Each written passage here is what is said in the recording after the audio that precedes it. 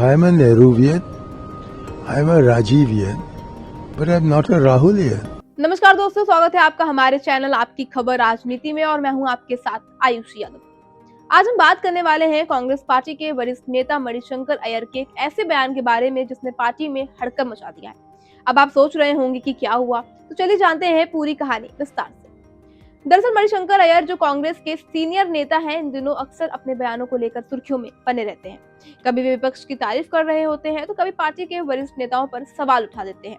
अब उन्होंने एक ऐसा बयान दिया है जिसने सीधे तौर पर राहुल गांधी को निशाना बनाया। उन्होंने कहा, मैं गांधीवादी हूँ, मैं नेहरूवादी हूँ, मैं राजीववादी हूँ, लेकिन मैं राहुलवादी नहीं हूँ। ये बयान सुनते ही कांग्रेस के भीतर हलचल शुरू हो गई। I am a Nehruvian, I am a Rajivian, but I am not a Rahulian. Can you imagine what is the condition of a party? नमस्कार दोस्तों, स्वागत है आपका हमारे चैनल आपकी खबर राजनीति में और मैं हूं आपके साथ आयुषी यादव। आज हम बात करने वाले हैं कांग्रेस पार्टी के वरिष्ठ नेता मणिशंकर अय्यर के एक ऐसे बयान के बारे में जिसने पार्टी में हड़कंप मचा दिया है। अब आप सोच रहे होंगे कि क्या हुआ, तो चलिए जानते हैं पूरी कहानी विस्तार से। दरअसल मणिशंकर अय्यर जो कांग्रेस के सीनियर नेता हैं, इन दिनों अक्सर अपने बयानों की वजह से सुर्खियों में बने रहते हैं।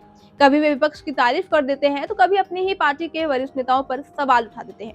अब उन्होंने एक ऐसा बयान दिया है जिसने सीधे तौर पर राहुल गांधी को निशाना बनाया।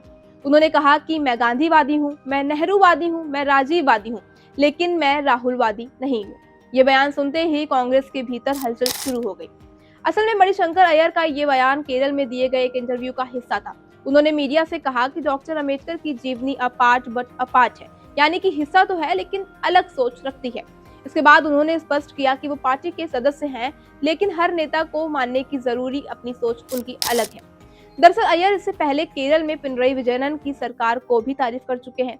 उन्होंने कहा कि अगर मुख्यमंत्री की मौजूदगी में उन्हें भरोसा है कि अगला मुख्यमंत्री कौन होगा, तो केरल को देश का सबसे अच्छा पंचायती राज बनाने की कोशिश करनी चाहिए। इसके चलते मीडिया और जनता इस बयान को अलग अलग नजरियों से देख रही है।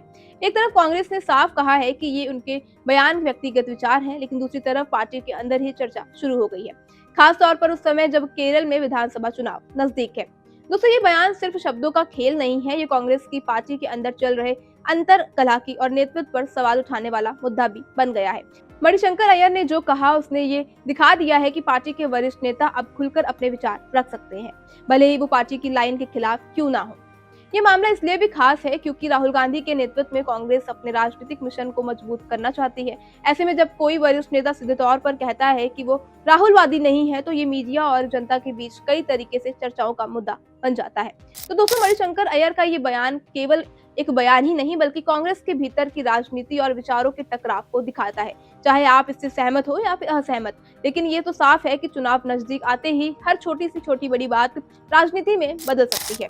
अगर आप राजनीति की हलचल, नेताओं के विवादित बयानों और उनके असर के बारे में जानना चाहते हैं तो हमारे चैनल को सब्सक्राइब करें और आप कमेंट में जरूर बताइएगा कि आप क्या सोचते हैं। क्या मणिशंकर अय्यर का ये बयान सिर्फ व्यक्तिगत विचार था या फिर कांग्रेस के लिए बड़ी चुनौती बन सकता है?